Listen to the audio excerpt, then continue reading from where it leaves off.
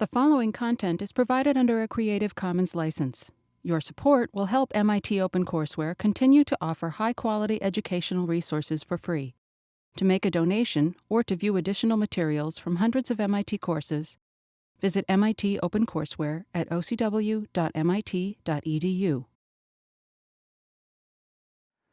Okay, so today, Discrete Log Contracts, which is very linked to Lightning Network. So if you didn't get the last two lectures, this might not make that much sense. But I think everyone here is like up to date on these things. So today, I'm going to talk about Discrete Log Contracts, which is a paper I wrote last summer, but it's evolved out of Lightning Network. And I'll try to sort of explain how it, hopefully you'll see the connections and how you can get from one to the other. Talk about oracles, talk about anticipated signatures, which has some fun math things, and talk about building the discrete log contracts themselves and how that'll work. Okay, so conditional payments. I guess you could call this smart contracts. Smart contracts is a pretty vague term, and it's used a lot in this sort of Bitcoin, blockchain, Ethereum world, and usually it's pretty like, a lot of times they use it as a buzzword, and it's like, oh, like I'll put my land title in a smart contract, and then I can like buy a house. And a lot of times it's used in ways that make it seem as though you don't need a government anymore or a judicial system anymore to enforce these contracts. And in the case of something like discrete log contracts, that's kind of true. Because what Bitcoin did and what made people pretty impressed was that, hey, you don't need a government to enforce the scarcity of the currency that's being created. So that's kind of cool. But it doesn't mean that you can now use blockchain technology to not need a government to enforce, say, rights to property. If you say, hey, this is my land, and I've got a smart contract that says my land is, this is my land on the blockchain, and then like an army comes and says, well, we're taking your farm, and you're like, no, it's on the blockchain, and they don't really care. So it's hard to, like, another way to think about it is the only thing the Bitcoin network can do is move Bitcoin, and the only thing the Ethereum network can do is move Ethereum. To some extent, it doesn't extend out to like, autonomous drones to like shoot you if you trespass or anything like that yet. Okay, so the simplest and I think most straightforward and maybe the most useful type of smart contract is a conditional payment, where it's basically I'm going to pay you based on some external data. So I'm going to use the example of Alice and Bob betting on tomorrow's weather. If it rains, Alice gets a coin. If it's sunny, Bob gets a coin. And we need some kind of way to get this data, right? Op weather is not in Bitcoin. And I think, yeah, bet is a word that it's weird. Like when I'll meet with fancy rich people, like who are in companies that come to the Media Lab, no, I still use the word bet. Like to me, everything's a bet, right? Insurance is a bet. Like if I buy car insurance, I'm betting Geico or whatever. I bet I'm going to crash my car. And they're like, I bet you won't. And then if I crash my car, they're like, ah, shoot. And then they give me the money. And if I get health insurance, I'm like, I bet I'm going to get cancer. And then they're like, bet you won't. And then if I get cancer, I win. And I get a bunch of money. Right. Well, so they're offset by the fact that you don't actually want to get cancer and you don't want to crash your car. And so the fact that you're betting that you will do it means that in the case that something bad happens, you get a bunch of money to defer this cost. But fundamentally, from the insurance company's perspective and your perspective in this insurance contract, it's a bet about whether you're going to do this or not. And like almost all the financial contracts you can look at as bets, like derivatives and futures and all those kinds of things. Okay, so to keep it simple for the example, there's a very limited set of outcomes, right? It's either rainy or sunny tomorrow. And we don't know that what the weather's going to be tomorrow yet, and we're going to bet a coin. Okay, so yeah, we need oracles. And I would argue that the Lightning Network script is essentially a smart contract, right? This key now or this other key later. In Lightning, however, we don't have external state, right? There's no need to query a third party. There's no need to query the outside world. All the data that is used in the channel is generated by the participants of the channel themselves, right? They're making up random keys.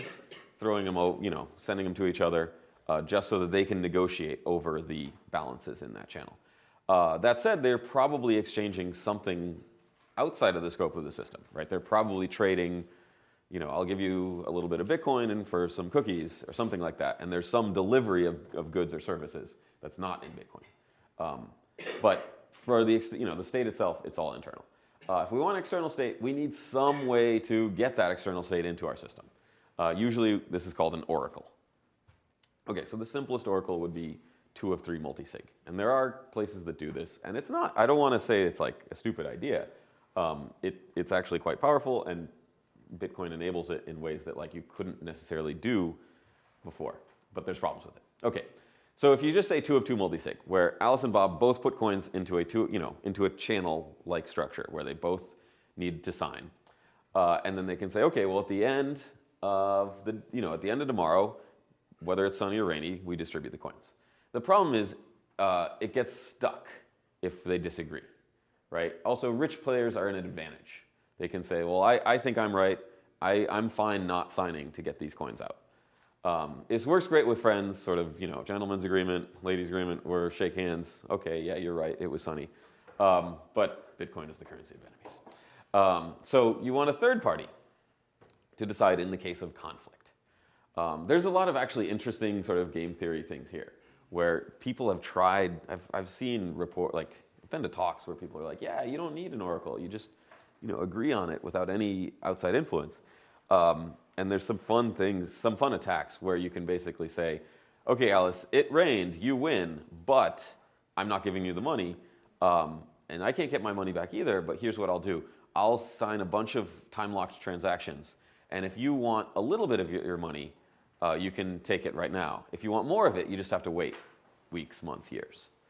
And then Bob can say, okay, it's up to you, right? Like, how much of your money do you want back? You can wait. And so you're playing off the time value of money kind of thing. Anyway, so I have seen many things where it's like, you don't need an oracle, just have these two parties agree in like game theory, hand wave.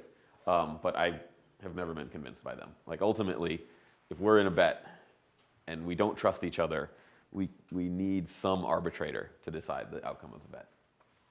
Okay, so you have a third party, right? You say, hey, we're gonna bet on this weather, and if there's a dispute, we nominate Jeff over here, and he's going to be the one that decides whether it actually rained or was sunny in order to determine who gets the money. Okay, so you have 3 keys, right? You've got Alice and Bob, who are in the bet, and you've got, that was an L, I thought, Olivia, who is the oracle. And if Alice and Bob are chill, they both sign, and they don't even contact Olivia, right? They're like, yep, it was rainy, okay, you get the coins. Don't even involve Olivia, she doesn't have to deal with anything.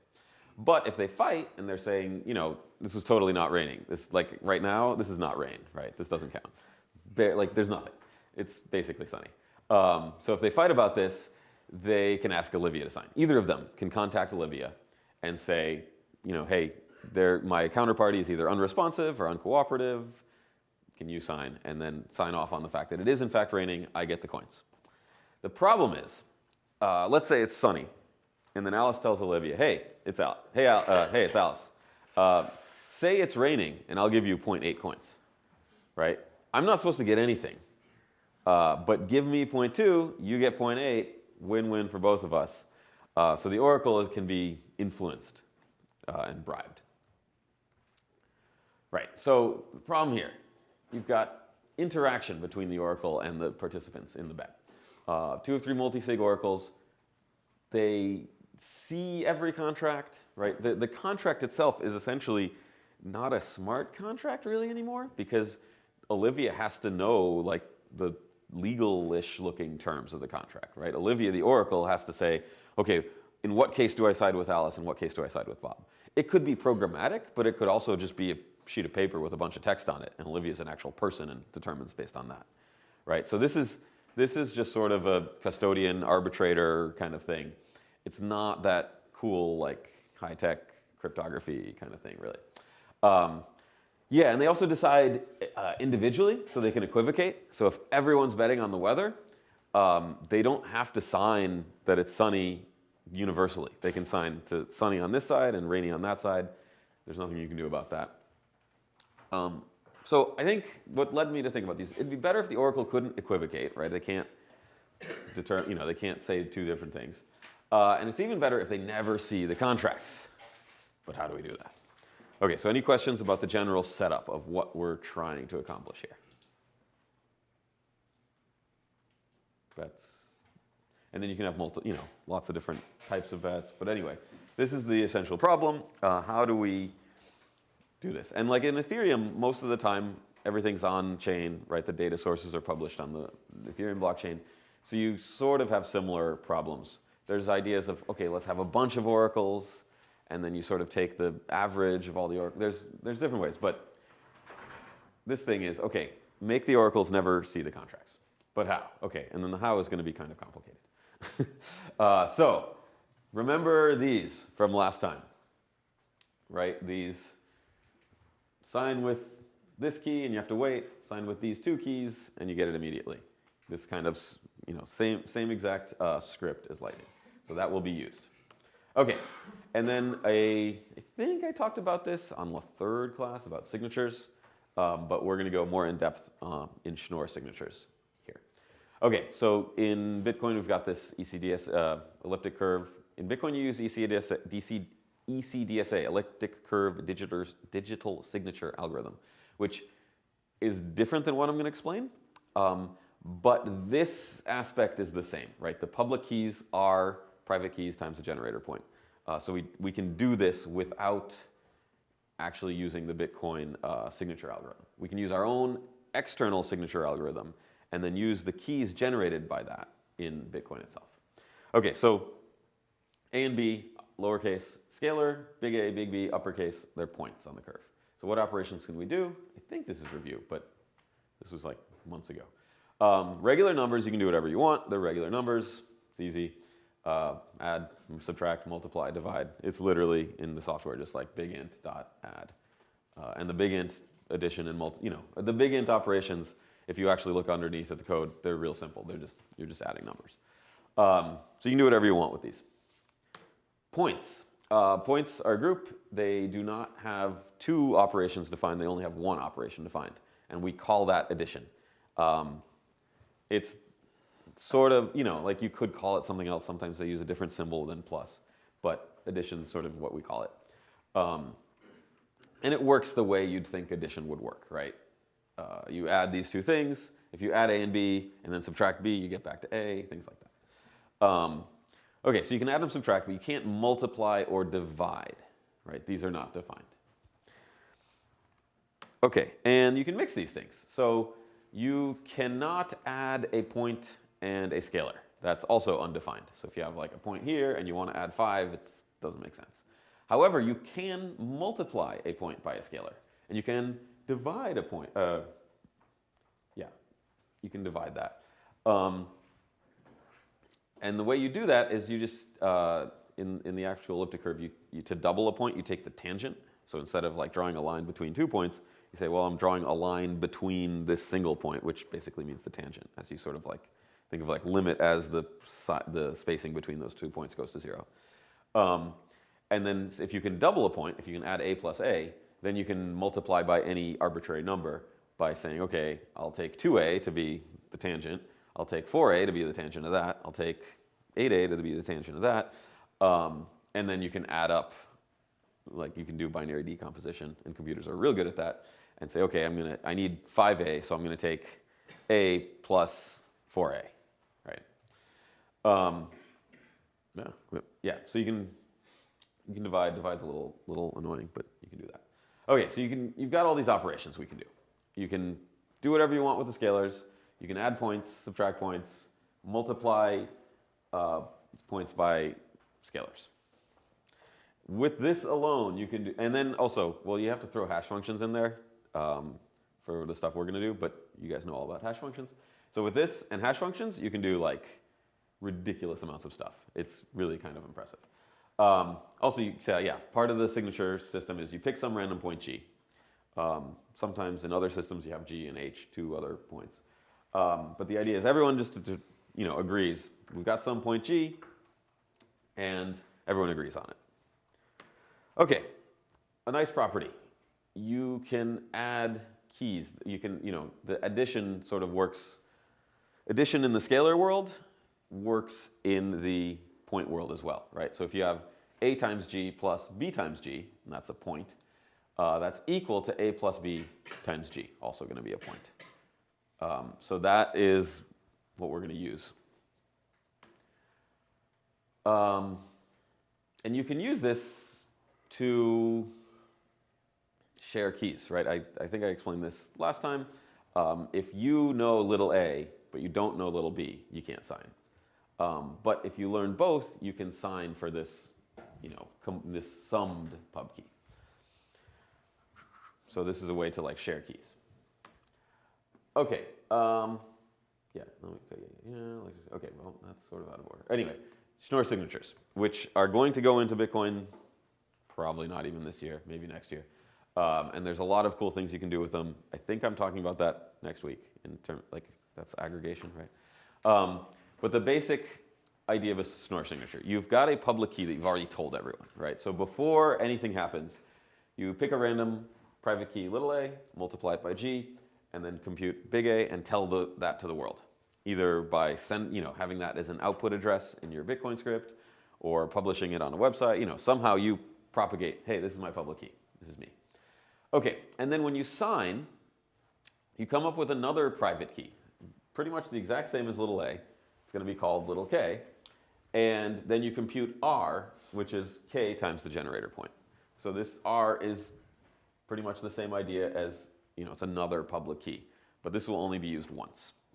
And then to sign, you compute s, which is k, that thing you just made up, minus the hash of the message to sign concatenated with r times your private key. Okay, and then the signature is r and s. And then for someone to verify this, they know m, right, the message you're trying to sign. They know your public key, big A. They know R and S, your signature. And what they do is they just multiply both sides of this equation by G, right? So you can do that, same as regular math, multiply both sides by the same thing. So they can't verify this because they don't know little a, they don't know K. But if you multiply it by G, well then you get S times G equals K times G minus this hash times A times G. Well, that is just your public key, right?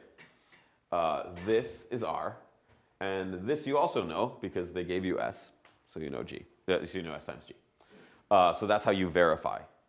And it's like there's all sorts of proofs about why you can't forge these and stuff like that, but it sort of makes sense, right? If you're trying to forge a signature, and you say, hey, I'm going to solve for S, right? Well, I can't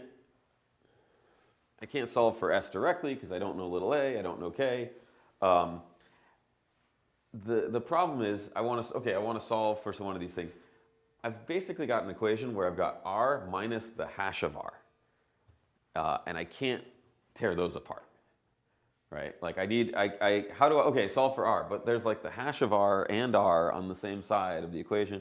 I could try to move this so that R equals the hash of R. Like, wait, how am I going to do that? Right, so anytime you try to solve, you're going to have an R and a hash of R in the same equation, and that seems impossible, right?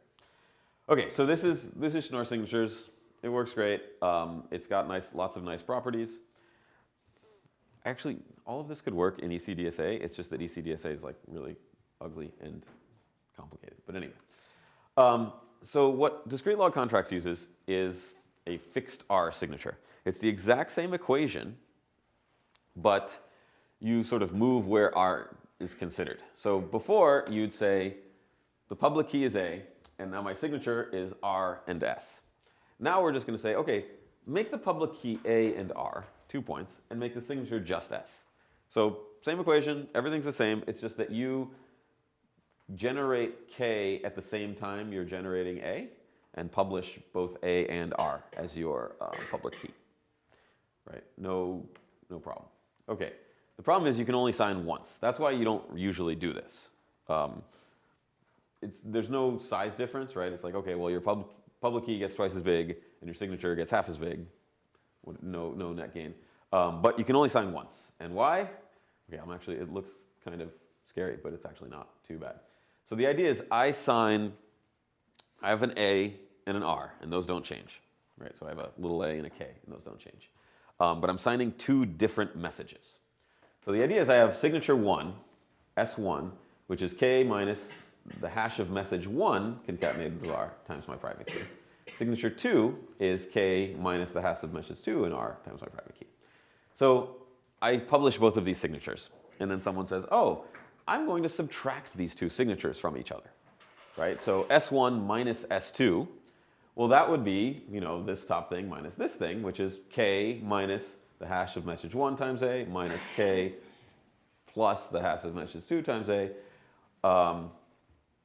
The K's cancel out. That's the important part here. So K's are gone. Cool, now I've got this S1 minus S2, which I can compute, right? S is just a scalar. S1 minus S2 takes like a millionth of a second on my computer to do. Now I've got this, this thing I know, S1 minus S2 equals the hash of message 2 R times little a minus the hash of message 1 R little a. I don't know little a, right? So I can't figure out this, but I know what's on this side of the equation, right? I know this sort of subtracted S. What can I do here? Well, I can factor out A, right? Because A is multiplied on both sides of this. So now I can factor, put a little parenthesis. Okay, this hash of message 2 R minus the hash of message 1 R times the private key here. And now I can divide. And, well, this is the whole equation, right? I divide by little a here. The thing I know divided by a thing I don't know equals a thing I know, right? So I can move things around and say, okay, well, then A is this thing I know, right? The difference between the two signatures divided by the difference between these two hashes, and those two hashes also I know, right? I know what the messages are. I know what the R value is. It works. So the big thing here is if you have the same K value and the same A value, you can find their private key. So normally this is okay because K is different, right? So you'd have K sub 1, K sub 2 here. And then if you build this equation, you've got these Ks which do not cancel out. And because you don't know what they are. And you don't get anywhere with this. Okay, but so if you do use the same K value, you will lose your private key. Fun fact, I first learned about this in like 2011 from the PlayStation 3 code signing thing. And yeah, that was when I think, because I started getting into Bitcoin and also was like, oh, PlayStation 3 got hacked, cool. So Sony had a K, they probably read up on how to do this and they said, okay, K needs to be random. So they just made a random number and hard-coded it as the K that they used. I don't think they realized that it has to be random and different each time. So it was just a single random K. Yeah, there's other cases of this being a problem in Bitcoin. Blockchain.info, I believe, a couple years ago, had something where K was random, but it was like only 4 bytes of randomness or something. And so you'd end up getting some occasional Ks that were the same. And then you could compute people's private keys. There's a couple other things like that where, so actually in practice now, you don't make K randomly in Bitcoin Core, in most of the Bitcoin libraries. You make K basically the hash of your private key and the message so that it changes for each message. And it's also got like secret information so no one can figure it out. That's called RFC 6979 and it is safer because you don't keep needing new randomness each time. Oh, yes? Is this presented for history's sake, or are people still making this mistake? I mean, will people continue? Like, people have made it in very recent history. I wouldn't be surprised if people continue to make this mistake. 2-3 years ago, Blockchain.info had this, where the Ks were the same. It's not immediately obvious. You have to sort of look for it. But yeah, people still make all sorts of mistakes like this. There's elliptic curves are actually less, I think, of a minefield than like RSA. RSA has all sorts of like, I had no idea that would break the security of the system, but it does. Like, in RSA you've got P and Q, 2 big prime numbers, you multiply them to get your modulus n. But if p minus 1 or n minus 1 is smooth, which means has many small factors, then you can break it and find their private key. Like, I didn't know that until last year in a class. I was like, really? Oh, wow. So there's all sorts of bad things that can happen. In elliptic curves, it's kind of nice in that your random numbers can really just be random numbers. So it's not as bad. But you do have to watch out for some of these things. Okay, so what's this new system, right? If your pub key is A and R and a message M, right, you cannot compute S. So I know their public key, right? I know R, I know I know this whole thing. I can't compute S, right? Because S is in terms of K and little a. I can compute S times G though, because S times G is in terms of R and big A, which I know. Right? So you can't compute little s, but you can compute S times G. So S times G is computable for any given message. So if someone publishes this new type of pub key, A and R together, I can say, okay, well, what'll it look like if you sign the message Sunny, right? If you just take the word Sunny, stick it in here, concatenate it with the R value, you already told me, hash that, multiply by your pub key, and then subtract that from your R value, I'll get a point on the curve, and I can compute that. And I can compute that for any M I care to throw into this equation. So this is kind of neat, right? I can compute a point on a curve for any message that you have not yet signed. And then the signature itself would be S. This sort of is looking like a key pair, right? So this is an unknown scalar, right? I don't know what S is, but I can compute S times G. This is a public key, private key, right? This is the exact same setup. So now we can use this for a third-party oracle to sign messages, and then when they sign the message, they're revealing a private key to a public key you've already computed.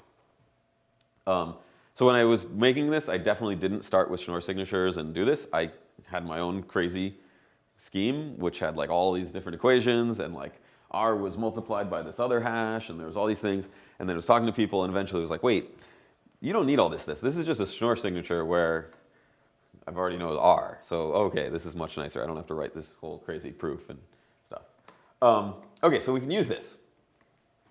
So we can use Olivia's signature, S, as a private key in our transactions. And we use S times G as a public key. And then we can also do the fun stuff where we mix with Alice and Bob's public keys, right? So I can say that Alice's pub key plus S times G is the public key for this contract. And Alice's private key plus S is going to be the private key for this contract. So I can say, what we can do is we can say, okay, I'm going to compute an address where it's your pub key plus the signature of this oracle signing the word Sunny times G, and that's the pub key for Alice's Sunny pub key, right? Alice can only spend this if the oracle signs the word Sunny and she has her private key. If the oracle signs the word Rainy, Alice doesn't know how to, learn the private key. Any questions about that part? Make sense? Okay. So this is kind of cool. So what you can do, so quick recap, Lightning, you use the mechanism where you're adding these keys to revoke old states, right? You say, okay, if I give you this key, you can now spend it immediately. If I give you this key, you can now spend it immediately. So we enforce that the most recent one is like the OK one, because if I broadcast one of these old ones, you can immediately get it. In discrete log, I switch it around a bit. I say, it looks like a channel. We both put money into here, and then we build 3 different transactions all at the same time before we even do anything. Before we actually fund this, we build these descendant transactions. And the idea is that the public keys in here, this is Bob's public key, but it's also got the sum of Bob's public key plus the oracle's signature of the word Sunny. So if Bob broadcasts it, the only way he can immediately take his funds is if the oracle assigned the word Sunny, and he knows that S value. If he broadcasts it and then waits, right? If he broadcasts it but it's not actually Sunny, then Alice can take the money after a little while, right? After a day. You'd use the same time up procedure where, okay, if I broadcast this and I know the key, I immediately sweep it. If I broadcast it and I don't know the key, my counterparty can take everything after a day. So yeah, all states are created at the start. The validity is determined by the non-interactive Oracle signature. So the Oracle signs cloudy, which is, yeah. And now either party can broadcast the cloudy transaction and then take their money immediately. If anyone tries to, if anyone tries to broadcast, so if, for example, if Alice tries to broadcast rainy at this point, the Oracle has signed the word cloudy. They're not going to sign the word rainy. If they do sign the word rainy, they reveal their private key. So if Alice broadcasts this, her money's stuck. She doesn't actually have this key. And then Bob just waits and then takes all of Alice's money. But from the network's perspective, you can broadcast any of these transactions, but you don't want to because you don't know the key. It's not your funds. Okay, so yeah.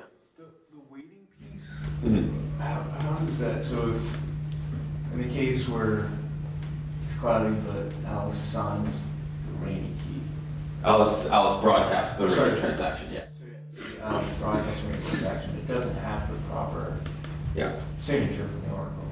Yeah. And you just wait because you know. Then Bob just waits, because Alice's money, it's sending to Alice's public key plus the Oracle signature public key. And Alice can't sign with that, right? She knows her private key, but she doesn't know the Oracle rainy private key. So she can't sign with this to take the money. So the money's just stuck here, but it's got that timeout period, right? Okay, so before there's a timeout. Yeah, wait, did I have it here? Yeah, it's the same script, right? In Lightning, it's pub R or pub T and time, right? There's a revocable one and a timeout one. So in Lightning, it's the opposite of Lightning, right? In Lightning, correct is to use the timeout, right? So in Lightning, whoa, what just happened? Okay. In Lightning, I broadcast this, I have to wait, right? It's Alice's key that then takes a day, and then I can sweep it. That's the correct thing that happens. If I broadcast this, Bob can immediately take it, because I've already given him the private key. It's the opposite in discrete log contracts, where if I broadcast the wrong thing, it's just stuck forever. I'm never going to be able to get it, and then my counterparty can get it after a day. If I broadcast the right thing, my counterparty can still get it after a day, right? So if Alice broadcasts this, Alice has to immediately, spend this, because this Alice 5 Bitcoins is also Bob's after a day. So she needs to say, okay, I'm going to broadcast this and then immediately sweep the funds to my own regular address. So what's nice is that's like a better timing model. Anyway, so in cases of fraud, the recoverable key can be used, have the key revealed. So that's in Lightning, right? In Lightning, broadcast the most recent. There is no pub R, right? No one can sign this because you haven't revealed it. And then the timing happens instead. So you broadcast your most recent state, you wait a little while, and you don't actually have any rush. You know you've never given pub R away, so you can just leave it. And then time elapses, so maybe the timeout is 1 day. You don't have to spend it after that 1 day. You can leave it for a week or a month, and then later spend it, because you're really sure your counterparty's never going to get this private key. So that's the way Lightning works. In discrete log contracts, however, the timeout one is the incorrect one when you publish the wrong transaction, right? Pub R is the Oracle signature plus the Oracle's signature plus your own private key. And pub T is just the other person gets it after a while. So you should be able, if you publish the right transaction, you can immediately spend it. If you publish the wrong transaction, you'll never be able to spend it, and your counterparty will tomorrow or next week. So it's kind of a nicer model, I think, because in Lightning, you have to be watching your channels. In discrete log contract, nothing bad can happen if you go offline. So that's really nice, right? In Lightning, you have to watch for fraud. Old states could be broadcast, and you got to grab it. In DLC, sweep it as soon as you want. It's easier. You have the software do both at the same time. There's no surprises. So for example, in Lightning, this is the current state, right? Alice has 9 coins. Bob can, at any time, broadcast this transaction. And Alice must respond and say, nope, that's wrong. I'm taking all these 9 coins. And your software does that automatically, sure, but you have to be online, and you have to be watching the blockchain. So surprises can happen. And, there's software I'm working on called like watchtowers to like anonymously outsource watching this to other people and things like that. But it's a downside, right? Fraud could occur if you're offline. In discrete log contracts, fraud cannot occur. I don't want to say that. There's all sorts of things the Oracle can do that's bad. But the idea of I go offline, right? I'm Alice. I enter into this contract about the weather on next week. But then I forget about it, and I just don't even sign into my computer for a month. There's no risk that the wrong thing will happen, assuming the Oracle is signing correctly. Bob can't do anything bad, right? If this is now endorsed by the Oracle as being the correct transaction, if Bob broadcasts this or this, he can never take those coins, right? It's just indefinitely stuck here. Alice gets her coins with no restrictions, and Bob's coins are just stuck there forever, right? He'll never learn the key to sign with this. And so Alice can come back in a week, come back in a month, and say, oh, cool. Bob broadcast the wrong thing, and now I can take these coins at my leisure.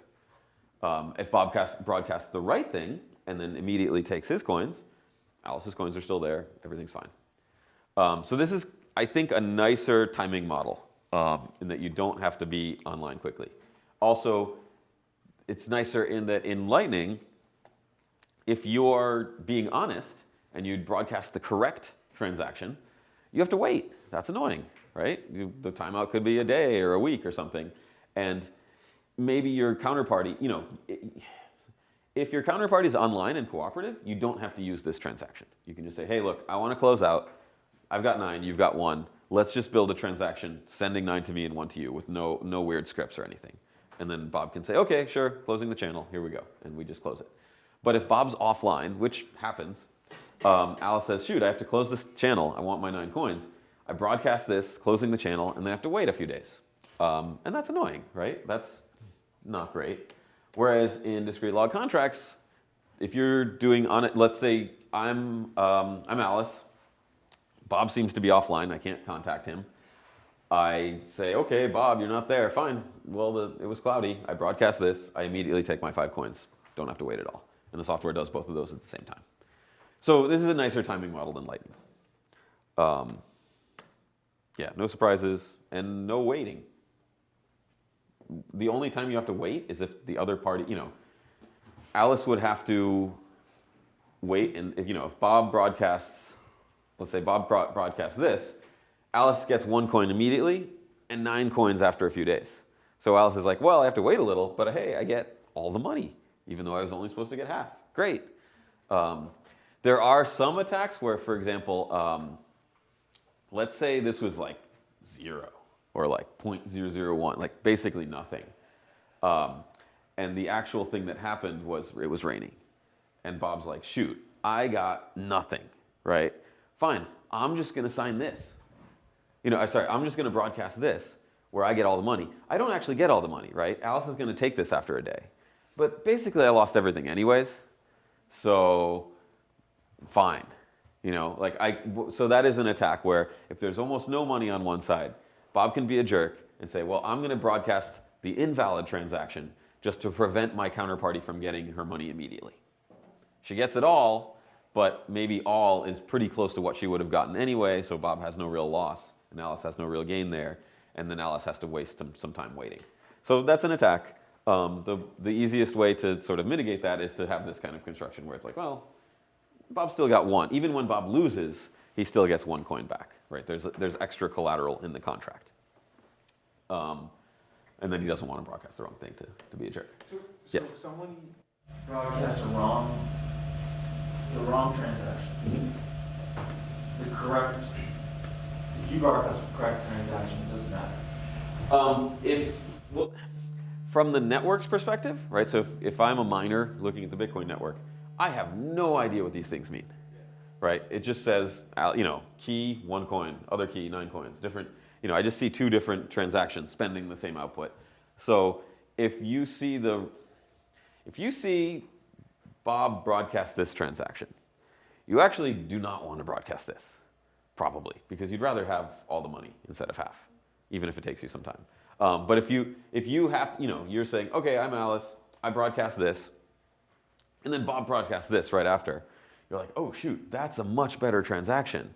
But you don't know which is going to get in because the miners have no idea what's going on. I mean, sorry, it would be that you get your money. What's sorry? It would be in the other case where the attack you just talked about, if people on broadcast, you get your money. Oh yeah. So if you see that Bob is being, the actual outcome was that it was rainy. Bob sees this and has very little money at stake. So Bob says, fine, you know what, screw it. I'm going to broadcast this just so Alice, gets her 0.001 right away, but has to wait a long time for the 9.99. Then Alice could say, I'm broadcasting this. And then immediately try to spend it with a high fee. You could do that.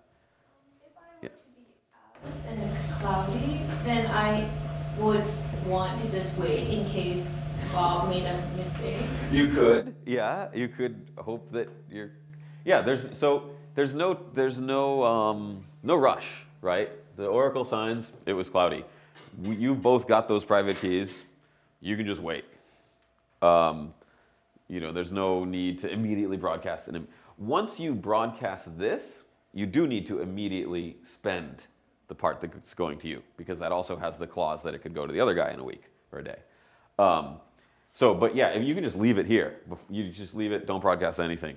And you're like, well, maybe he'll screw up and broadcast the wrong thing, and then I'll get all the money. Probably not going to happen, but... The Oracle never... The Oracle just goes quiet. Yeah. So if the Oracle... There's all sorts of things the Oracle can do that's bad.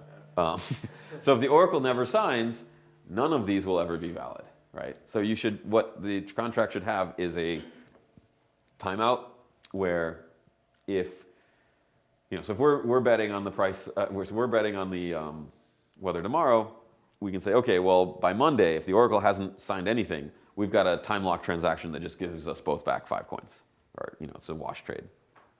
But yeah, that can happen. Yeah, so hopefully the Oracle doesn't do that. Okay, but that's like, it's not the end of the world. It's like, okay, the Oracle's not there, so we don't know how to execute this trade, this bet, so we just get our money back. It didn't work, and we wasted time. Okay, so some scalability, fun stuff. You can do discrete log contracts within a channel. So let's say you've got a Lightning channel, and if you want to cooperate, if both parties cooperate, no transactions get broadcast to the blockchain at all. This is kind of cool.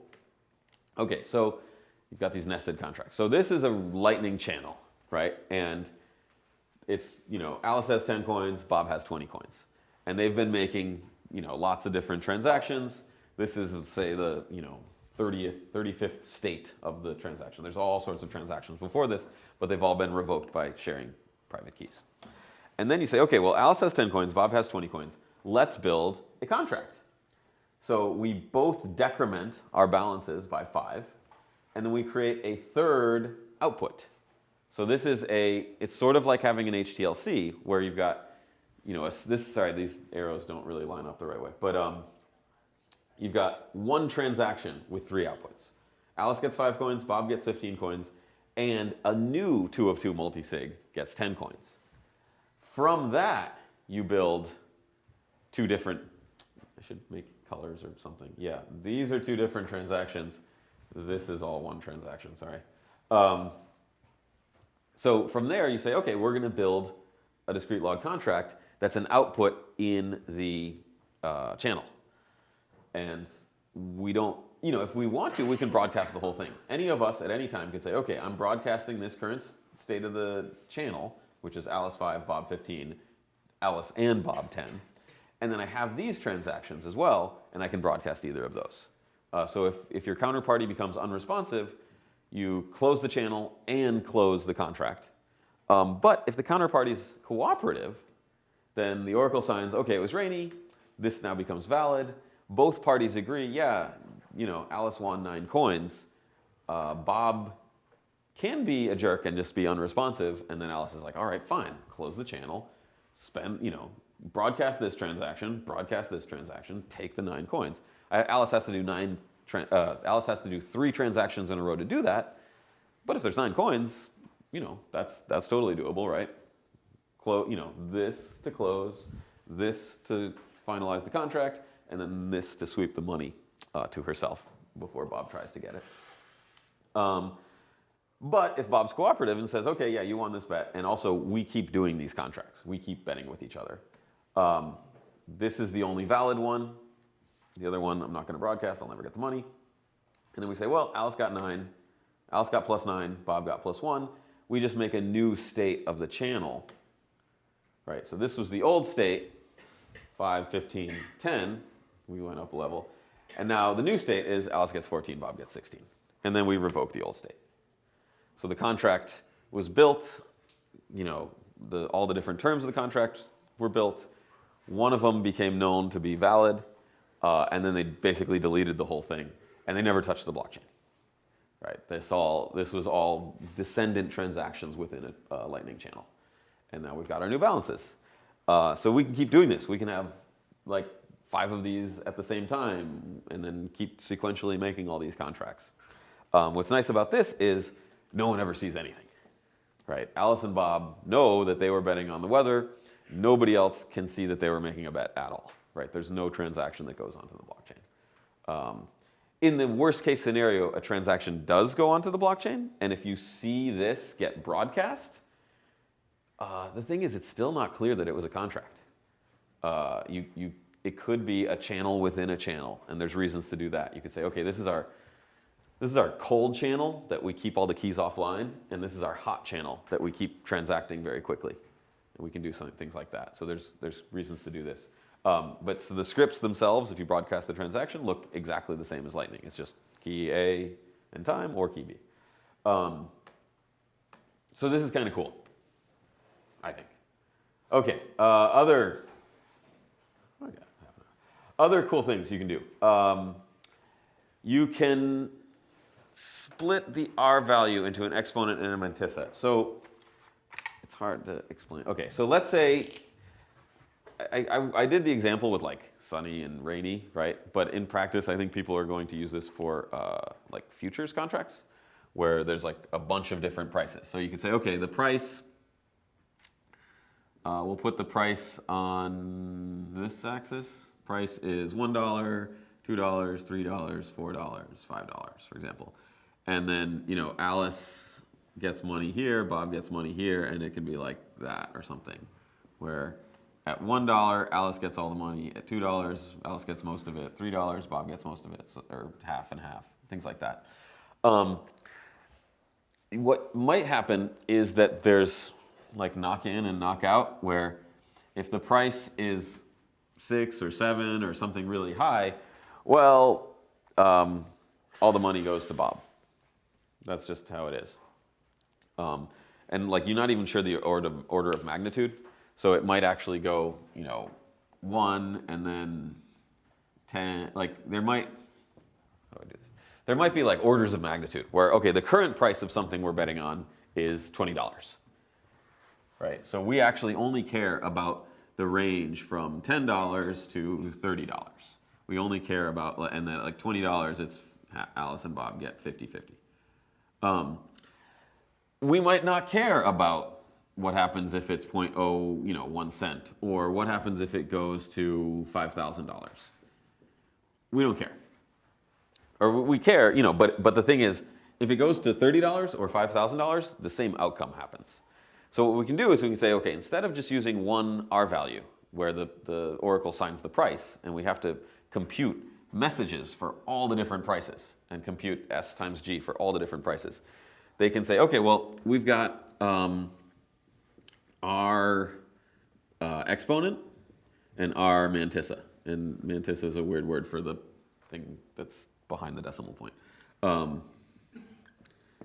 So then so exponent, you can just say, okay, well, it's either 10 to the 1, or 10 to the 2, or 10 to the 3, or 10 to the 4.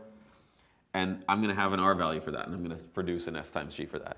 And then the mantissa could be, you know, like 1, 2, 3, 4, to 9, something simple like that.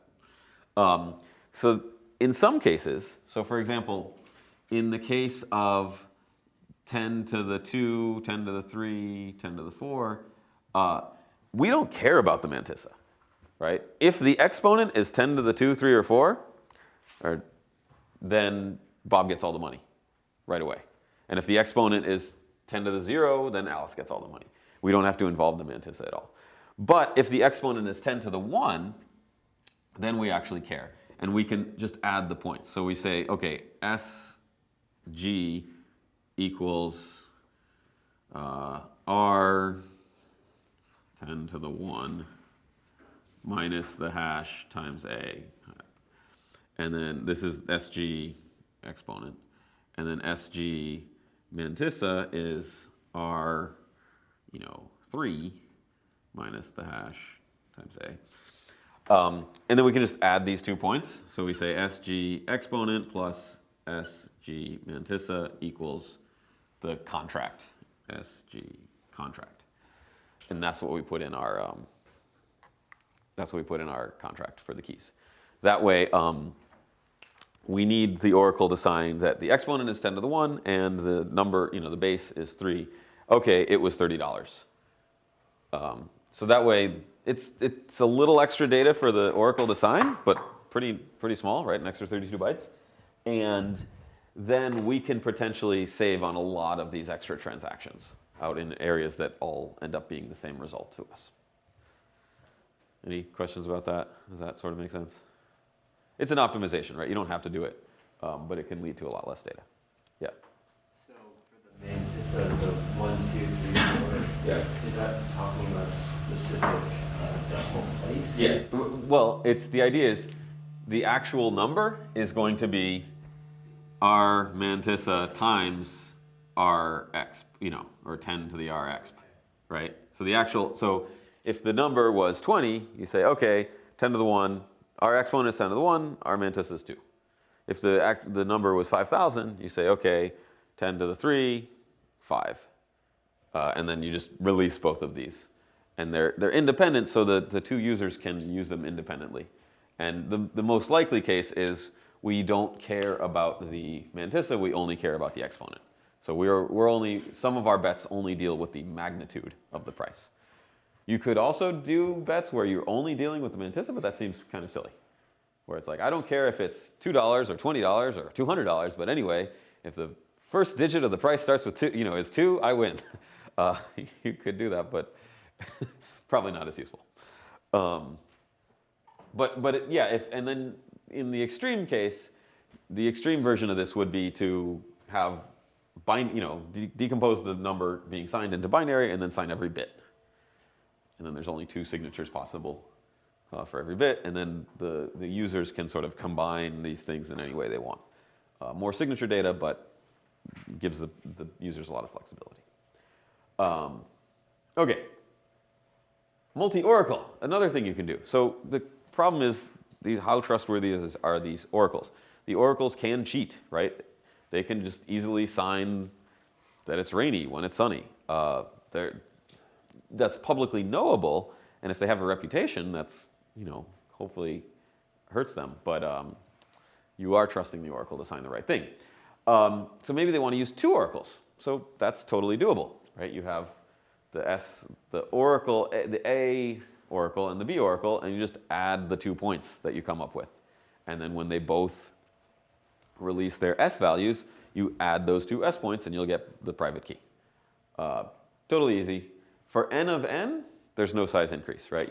You can pick 10 oracles, add up all those things, no one can tell.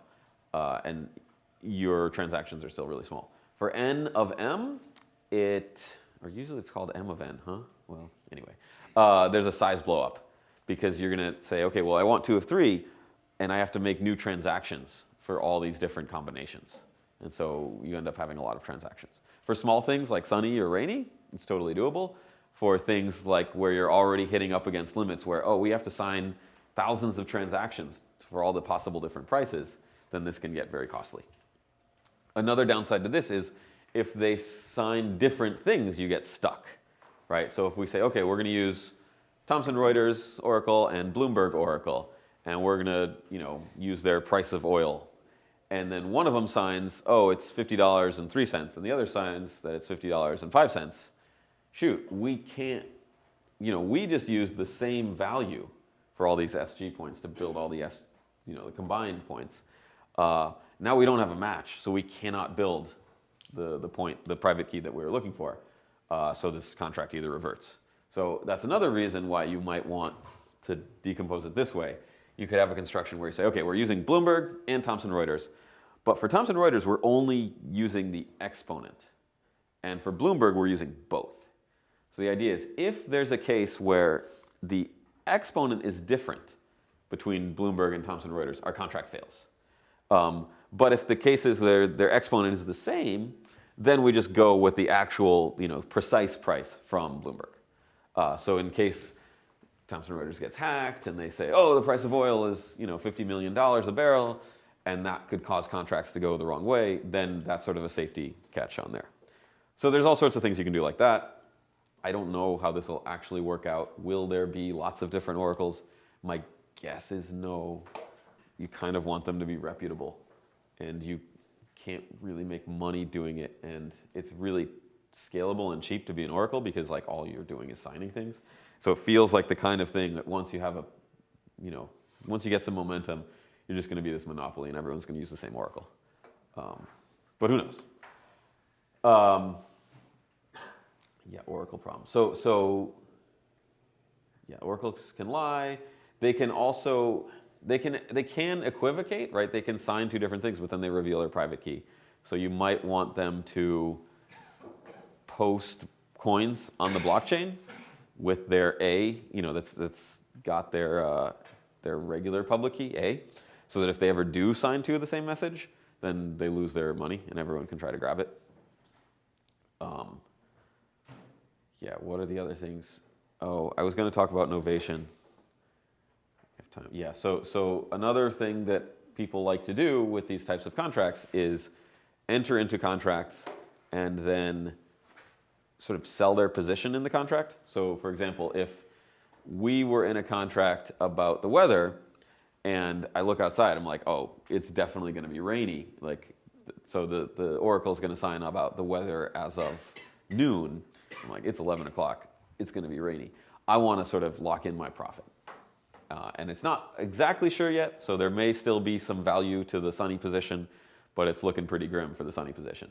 I might just contact my counterparty and say, hey, let's close early, right? I don't need the entire profit, but give me 90% of it because it's pretty rainy. And they might agree to do that. But a better way to do it would be to say, I'm going to let someone else take my position. So for example, if you have, if you've got Alice and Bob are in a contract, and then there's Alice gets 9, Bob gets 1 for sun, and then Alice gets 1, Bob gets 9 for rain. And then they say, okay, let's just do it early. Bob might not be cooperative, but Alice wants to say, let's just get out of it right now at one of, a little bit less than this. Bob says, no, I want to keep holding it through. What Alice wants to do is say, look, I'm going to replace myself with Carol. Alice finds some other person, Carol, to now have a Carol-Bob transaction where it's the same exact contract. So it'd be Carol 9, Bob 1, and Carol 1, Bob 9 for sun and rain. So what's nice about this is, from Bob's perspective, nothing changes except the counterparty's public key, which Bob doesn't care about, right? So Alice can say, hey, Bob, let's switch this transaction. You have the same exact payout based on the same exact signatures from the oracle, so it's no change to you. It's just that my public key is going to change because it's actually going to be someone else. And then that way Bob's software can automatically do it. This is still interactive in that Bob's keys have to sign, right? Bob needs to make a new signature spending from here to go into this new 2 of 2 output. So that's new. So their computer has to be on and they have to sign. But you can make the computer software do it automatically because there's no user interaction needed in that it's like, hey, your position didn't change. And then probably put in something where Alice pays Bob a little extra, right? Alice gives Bob $1 or $2 to incentivize him to leave his computer on to collect fee. Essentially it's like, oh, if I leave my computer on and my counterparty wants to novate and switch with someone else, I might make a buck and my position doesn't change. So cool. So that is doable. I do not look forward to programming that because that now has 3 different computers talking to each other and they all have to do messages in the right sequence and stuff, and that's not the most fun part of programming, but yeah. So anyway, so that's the idea of this. What are some use cases? I can think of some, but there's all sorts of other ideas. I think it can be pretty useful. You could do currency futures. So I think one of the biggest would be dollar futures. So right now in CME, I think, or CBOT, or one of those Chicago kind of places, or both of them, you can do Bitcoin futures, which are dollar-settled Bitcoin futures, right? So you get a bunch of dollars based on the price of Bitcoin. Yeah, so like you can say, I want 10 Bitcoins for delivery on next week. And then you don't get the 10 Bitcoins, but you get however many dollars those 10 Bitcoins are worth based on some exchange price that they agree on. We're going to use the average of these different exchanges and stuff. With DLC, you could do sort of the inverse of that, where I have Bitcoins, I enter into a contract where I have dollars being delivered. Or sorry, I have Bitcoins, the dollar value being delivered. So the idea is I have $10,000 worth of Bitcoin being delivered to me on Friday.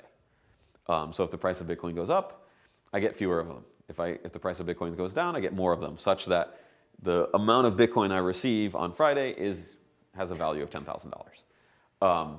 And that's a pretty straightforward discrete log contract to build, right? You just need to know the price of it actually ends up being a lot easier to think of Bitcoin as the main currency and then dollars as the asset being traded. So you sort of want to know the price of a dollar in Bitcoins, or how many Satoshis a dollar is worth, and then you build your contract from there. And so if the price of a dollar goes up, you get more of these things. So one side will say, okay, I've got $10,000 worth of Bitcoin coming on Friday. The other side basically says, I get whatever's left in this contract. And that other side is essentially like a more volatile Bitcoin. So if the price of Bitcoin goes up, great, also you get more of them. And if the price of Bitcoin goes down, you're really screwed because your Bitcoin's worth less and you lose most of them. But I feel like people will want to do that. Like there will be people who are like, cool, double volatile Bitcoin, where do I sign up? And there's also going to be people who are like, I think Bitcoin is cool, but I want to anonymously and trustless except for the Oracle, not so trustfully short it, right? I want to say, okay, I sort of don't have a Bitcoin position anymore. However, it's not the same in that you don't know who your counterparty is. It's fully collateralized at the outset. So if the price of, if both parties put in 10 coins, 20 Bitcoins is all that's ever coming out of this contract, right? You can't say, hey, I want to do like a margin call. You need to put like 40 more coins in this contract because the price went down. Your counterparty just will say like, no, I'm not. So there's sort of bounded loss and gain for both parties at the outset. Also, because you have no idea who your counterparty is, right? You can do this totally anonymously. I don't want to say it's trustless because you are trusting the Oracle to report the correct price, but your counterparty, you don't trust at all, right? You have no idea who they are. You assume everything they're telling you is a lie, like they're trying to hack you, stuff like that. So I think currency futures would be a big one where people can then buy and sell. Stocks might be a big one. There's a lot of issues there with like insider trading because if you can now anonymously trade stock futures, I don't know, that's probably something people might want to do who shouldn't be doing it. But it's hard to enforce because these oracles have no idea that anyone is actually making contracts. And if you look on the blockchain, you never see the contracts. Or you might sort of be like, well, is this a Lightning Network channel that closed? Or is this a discrete log contract that just executed? It just looks like keys. You can't, that's an important point. Even if you're the oracle and you know what you signed, the fact that you're adding these 2 points means that unless you knew the original, Alice key, you wouldn't be able to tell, that's Alice's key plus my key, right? Because you don't know what Alice's key was. It never existed independently or Alice and Bob knew it, but you didn't as the oracle. And so the oracles won't know what, contracts are being executed, even after the fact. You can, however, prove that you used, if you want to, if you're Alice, you can say, hey, this was my contract, I can show you all the terms, and you can prove it by, signing a message with the Alice private key, and then also showing that it's, this was my public key, and I added it to the oracles thing. Yeah, commodities, sports, there's all sorts of fun things you can do with it. It's pretty general, conditional payments based on any number or element from a predetermined set. Cool, so any questions about this? Yes?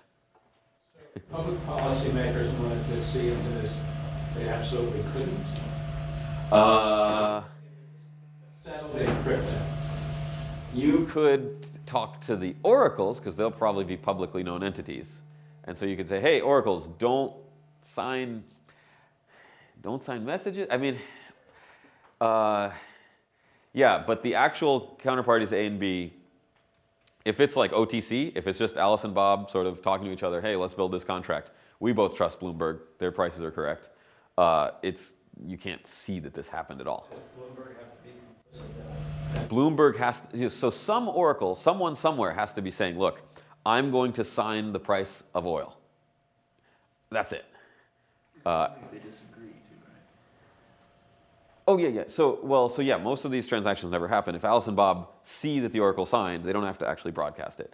But they do need the oracle's public key first to build the contract. So you could try to regulate public oracles, but that seems like Assume Bloomberg's regulated. Assume that. yeah. But so the question is Somebody sitting in the Cayman Islands who's got a software program that grabs the Bloomberg feed. Yeah. The issue there is the signatures are sort of usable by anyone. You could say, okay, well, Bloomberg charges money to provide these signatures and these public keys. But if those get out, everyone knows, oh, these are Bloomberg signatures. This is the Bloomberg data. We can now execute trades using this data.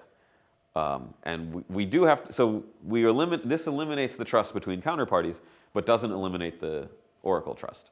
But the thing is, the oracle trust is sort of the easy problem, right? There's not too many cases of, if you have some OTC contracts and you say, oh, we're using the price according to Bloomberg or the price according to the Wall Street Journal or whatever, generally that works. So what you could do is, I think the place that people will try to regulate is the matchmaking area, where if it's OTC and Alice just calls up Bob, and Alice is in the Cayman Islands and Bob is in British Virgin Islands or whatever, or are those the same thing? I don't know. They say, hey, I want to short oil. Oh, I want to go long oil. Okay. And we just build our contract between our two computers, and Bloomberg has no idea we're doing this. No one else in the world has any idea we're doing this. And we have this smart contract. But in most cases, people will not know who they're wanting to trade with, right? They want some kind of exchange where we can meet and say, hey, I want to short Bitcoin. I want dollars. And someone says, oh, cool, I want double volatile Bitcoin. Let's meet and let's make this a contract. Those exchanges will probably be more regulated, I guess. You could sort of say, hey, we need you to KYC all your exchange participants. But even then, if you wanted, so similar to altcoin stuff now, you could say, I'm operating an exchange out of wherever. And you can't operate an oracle out of wherever, really, because people won't trust it. But you could say, I'm operating an exchange out of Hong Kong. We don't KYC anyone. Maybe we'll get shut down in a year. But anyway, you can use the Bloomberg data feed and enter into these contracts. So yeah, it makes enforcement hard. Yes? It strikes me that the whole here, from the public policy side, is that oracles are semi-regulated, and there's been tons of fraud in oracles for hundreds of years. Really? Oh, massive. But they seem so. You trust too much. And you're, So you're a Bitcoin core developer. How do Yeah, you- I just figured that the financial system figured that out, so just whatever. No. Massive loads of fraud, lots of years. I used to run the commodity futures trading machine, so gold, currency, interest rates. So was it that the spot market itself was being manipulated, or the spot market says the price is $50, the oracle says it's 80? What the oracle is publishing, because you're long or short a position. But then wouldn't you just sort of sue people and say, hey, look, this oracle was wrong. Like, obviously the spot price was this. It's not as... It's often hard to say what is the spot price. Right. And sometimes you can manipulate it. But besides, it seems like the holes here is not so much around the oracles, which there could be big holes. Like somebody could just become an aggregator of the oracles because the CME takes 4 prices, but somebody sitting in the Cayman Islands could say, we're going to just take the same 4 prices, right keys. And it would be in crypto settled. If it's fiat settled, there's probably more ways to get to the on-ramps and off-ramps through the banking system. And that's why you're seeing a lot of exchanges having a hard time getting basically deposit accounts at banks. Yeah. Because the banking regulators around the globe are trying to regulate the on-ramps and off-ramps, but it's harder for crypto to crypto exchange. Yeah, crypto, just start a computer. You've got it. You don't have to ask. Yeah. And, you know, sort of over-the-counter Cayman Islands aggregator of oracles, and somebody could do single stock futures are like banned in this country. So Really? Single stock futures. Well, options aren't, right? So, oh, I didn't say. You want to make options contracts with this, you just don't give the data to one side. It's basically the same construction, but like now Alice has the option to broadcast a transaction and Bob doesn't. But so you could make options with this, or futures, I mean. You're not trying to subvert public policy norms. This could be a great technology, or do you think that it's only useful for subverting public policy norms?